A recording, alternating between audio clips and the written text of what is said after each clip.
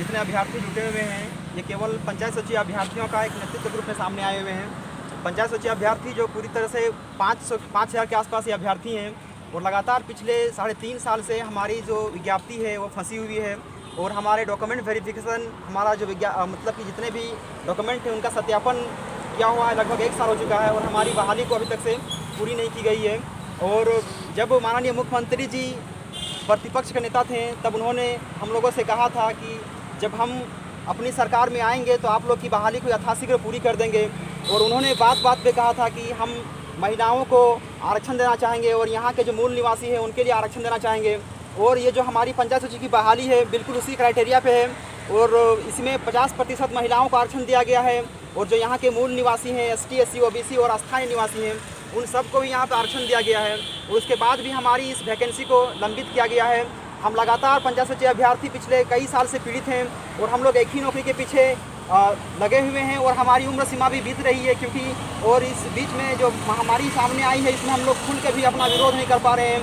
हम लोग पूरी तरह से अपने आप में घुटन सी महसूस हो रही है कि हम पढ़ रहे हैं, किसी और के बारे में तैयारी भी नहीं कर पा रहे हैं। और लगातार हम लोग आज नहीं बल्कि हम लोग पिछले कई दिनों से लगातार ट्विटर के माध्यम से भी माननीय मुख्यमंत्री जी को ये ज्ञापन देना चाह रहे हैं कि हमारी जो बहाली फंसी हुई है आप यथाशीघ्र पंचायत सचिव सह लिपिक संघ की बहाली को पूरी करें क्योंकि हमारी ये जो बहाली है पिछले लंबे समय तक लंबित है। और अगर हमारी बहाली को पूरी नहीं किया जाएगा तो हम सारे अभ्यर्थी बिल्कुल इतने ज़्यादा तंग आ चुके हैं कि हम लोग ना घर के ना घाट के कहीं के नहीं रह पा रहे हैं। क्योंकि इसमें मैं ज़्यादातर बोलना चाहूँगा महिलाओं के बारे में। महिलाओं के साथ समस्याएँ सामने आ रही है।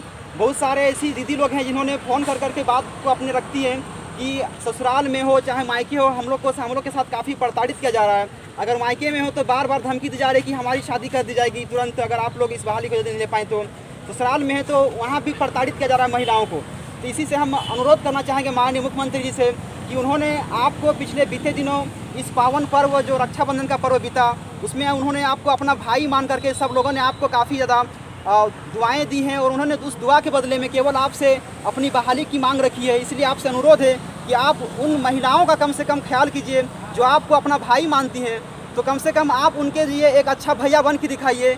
आपको ऐसे भी सब लोग हेमंत भैया बोलते हैं, हेमंत दादा बोलते हैं, तो आप उनके लिए एक अच्छा भैया बनिए और आप हमारी पंचायत सचिव की बहाली को यथाशीघ्र प्रकाशित कर दीजिए। क्योंकि हम लोगों ने पता भी किया है तो हाईकोर्ट में हमारी पंचायत सचिव की बहाली पे किसी तरह का कोई स्टे नहीं लगा हुआ है।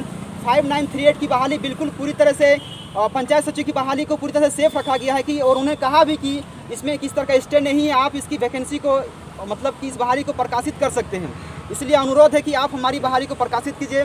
मैं पंचायत सचिव अभ्यर्थी गुलाम हुसैन बोकारो से और अपने सारे अभ्यर्थी संघ के साथ आज मैं यहाँ बापू वाटिका में आंदोलनरत हूँ।